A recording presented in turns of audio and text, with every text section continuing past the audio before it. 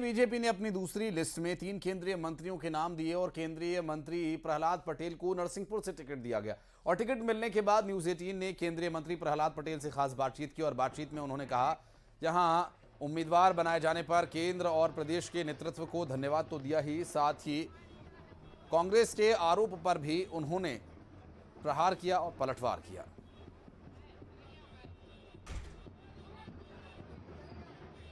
केंद्रीय मंत्री प्रहलाद सिंह पटेल मेरे साथ हैं। सर, चुनाव का ऐलान हो चुका है, 78 उम्मीदवार, उसमें आप भी शामिल हैं। क्या स्थिति है पार्टी की?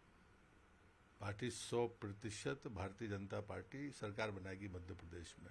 मैं पार्टी का आभार इसलिए व्यक्त कर रहा हूं कि मैं अपने इतने लंबे राजनीतिक जीवन में पहली बार विधानसभा का चुनाव लड़ूंगा और पहली बार अपने गृह जिले से चुनाव लड़ूंगा।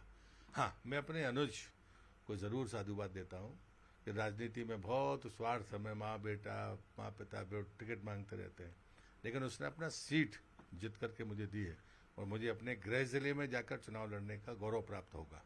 और इसलिए मैं खुश भी हूं और आभार व्यक्त करता हूं अपने केंद्रीय नेतृत्व का और राज्य के नेतृत्व का।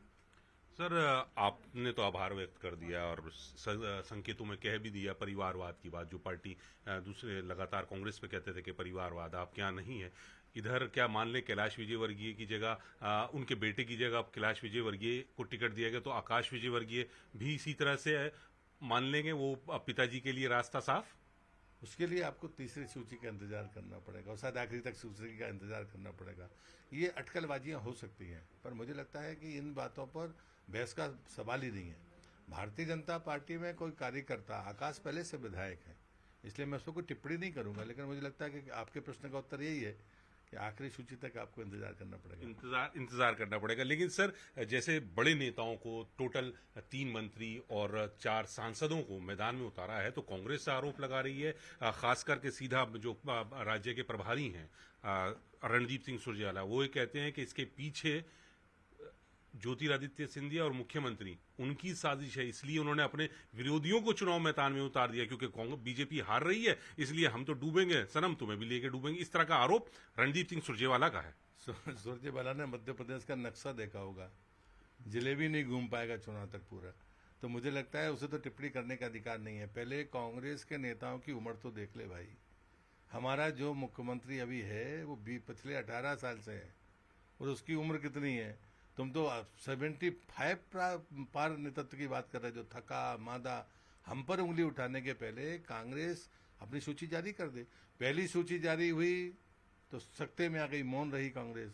दूसरी में बौखला गई और फिर तो वो तमाम तुलनाएं कर रही है। भाई चुनाव है, ये लोकतंत्र है, आइए सामने, तैयार है। ये भारतीय जनता पार्टी ही है जिसके पास में दूसरी पंक्ति का और तीसरी पंक्ति का नेतृत्व है। और आज अगर हम 18 साल जिस राज्य में हमने सरकार चलाई है, अगर उसमें कोई अनुभवी आदमियों को अवसर दिया जा रहा है, तो कांग्रेस के पेट में दर्द नहीं होना चाहिए। आपके पास हो तो आप लड़ा दो। आपकी तो अभी सूची ही नहीं बनी, घोषणा करने की बात है। पहली की दूसरे में ये हालत है कांग्रेस की, तीसरी में क्या होगी मैं उसका इंतजार कर रहा हूँ। सर, पहली तारीख को गृह मंत्री अमित शाह आ रहे हैं और 2 तारीख को पीएम, तो सरकार और संगठन की तरफ से बिल्कुल संदेश साफ कि कहीं कोई कमी ना रह जाए, 2018 को 2023 में नहीं दोहराना बीजेपी के लिए। मुझे लगता है अभी कांग्रेस को हिसाब लगाना पड़ेगा कि वो कहां से शुरू होगी। अभी तो शुरू करने की समस्या उसके सामने है। प्रधानमंत्री जी 5 तारीख को जा रहे हैं, हमारी वीरांगना रानी दुर्गावती की 500वीं जयंती है और मध्य प्रदेश सरकार ने ये ऐलान बहुत पहले किया हुआ था कि हम 100 करोड़ से रानी दुर्गावती का वो स्थान बनाएंगे, क्योंकि जब तक रानी दुर्गावती का राज रहा, वो जीवित रही, उनकी शहादत के पहले मुगल गोंडवाना में पैर नहीं रख सके। लेकिन कभी चर्चा नहीं की इनने। सिंगौरगढ़, जहां से मैं सांसद हूं, उनकी पहली राजधानी थी। जहां का मैं पैदा हुआ हूं नरसिंहपुर, वहां चौरागढ़ उनकी दूसरी राजधानी थी। मुझे लगता है कि आने वाली पीढ़ी को कि 500 साल पहले मातृशक्ति की सामर्थ्य क्या थी। जो अगड़े पिछड़े की बात करते हैं, उस वीरांगना का इतिहास कोई पढ़ेगा तो पता चलेगा कि भारतीय समाज कितना ताकतवर था, जिसमें मातृशक्ति का योगदान कितना है। उस कार्यक्रम के लिए प्रधानमंत्री जा रहे हैं। कांग्रेस इस बात के लिए परेशान है।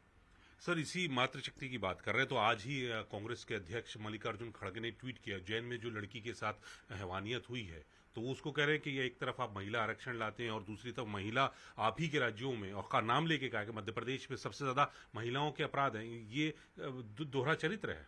राजस्थान के बारे में खड़गे जी बोलते तो अच्छा लगता। तो न्याय मुझे लगता है कि न्याय कर रहे हैं। ये सिलेक्टेड बातें नहीं हो सकती। पहली चीज तो ऐसे अपराधों पर राजनीति होनी नहीं चाहिए, लेकिन दूसरी बात है कि आपके राज्य में जब होता है तब आप चुप रहते हैं, सनातन में कुछ होता है तो आप चुप हो जाते हैं। ये तब दोहरा मापदंड नहीं चलेगा। तो प्रहलाद पटेल साहब कह रहे हैं कि कांग्रेस का दोहरा मापदंड है महिलाओं को लेकर, वो अब नहीं चलेगा। कैमरामैन बीनू के साथ नई दिल्ली से अशरफ काज़मी, न्यूज़ 18। और खबरें आगे भी जारी रहेंगी। वक्त एक बहुत छोटे से ब्रेक का है, जल्द लौटते हैं।